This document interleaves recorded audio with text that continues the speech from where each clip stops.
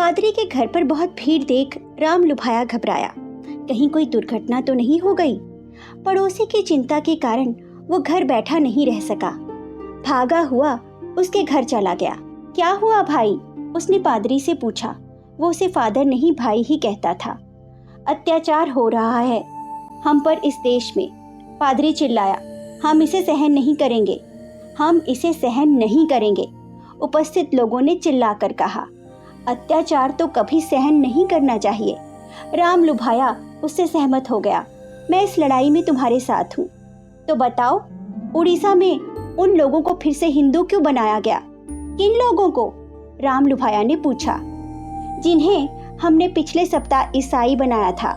क्या हिंदू और ईसाई बनाए जाते हैं? राम लुभाया कुछ चकित होकर बोला। मैं तो समझता था लोग अपनी आस्था के अनुसार हिंदू और ईसाई होते हैं। रहने दो अपनी ये बकवास। पादरी रुष्ट होकर बोला। हम उनकी आस्था के बदलने की प्रतीक्षा करते तो वे कयामत तक हिंदू ही बने रहते, तो तुम्हारी क्या क्षति हो जाती?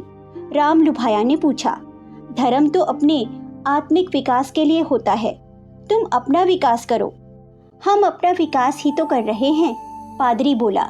जितनी अधिक संख्या में हम हिंदुओं को ईसाई बनाएंगे, ईसा मसीह हमसे उतने ही प्रसन्न होंगे। ईसा मसीह के विषय में तो मैं नहीं जानता, पर पोप अवश्य प्रसन्न होंगे। हाँ, पादरी बोला। ये देश जितना ईसाई होता जाएगा उतना ही यूरोप और अमेरिका के ईसाई देशों का गुलाम होता जाएगा। हमारी सत्ता बढ़ती जाएगी। पादरी प्रसन्न था।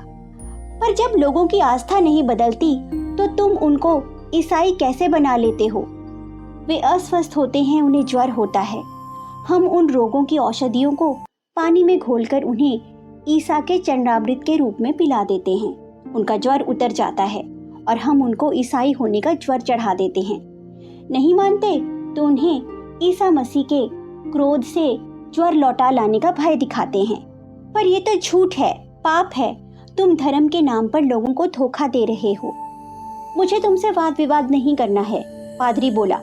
मेरा तो पूछना है कि उन लोगों को फिर से हिंदू क्यों बनाया जा रहा है? इस प्रकार धर्म परिवर्तन का अधिकार किसी को नहीं दिया जा सकता। तो तुमको ये अधिकार किसने दिया कि तुम भोले भाले हिंदुओं को धोखे से ईसाई बनाओ? राम लुभाया ने पूछा। इस देश में धर्म परिवर्तन का अधिकार है, इसलिए हमने उन्हें ईसाई बनाया, पादरी बोला। इस देश में धर्म परिवर्तन का अधिकार है, इसलिए वे लोग पुनः हिंदू हो गए जो वे सदा से थे। पर ये अधिकार ना तो उनको है जो हिंदू हो गए और ना उनको है जिन्होंने उन्हें हिंदू बनाया। क्यों?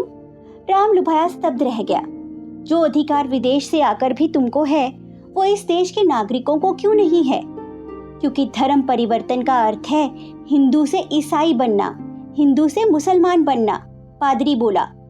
हिंदुओं को यह अधिकार किसने दे दिया कि वे अपने धर्म की रक्षा करें? जो अधिकार ईसाइयों को है वो हिंदुओं को क्यों नहीं है? क्योंकि वे बहुसंख्यक हैं, पादरी बोला। तो लोकतंत्र तो बहुमत से ही चलता है। यह कैसे संभव है कि बहुसंख्यक लोगों को वो अधिकार भी ना हो जो उस देश के अल्पसंख्यकों को प्राप्त है? वो जहां होता होगा, पादरी बोला। इस देश में तो बहुसंख्यक होने का अर्थ है जिसे कोई अधिकार ही ना हो।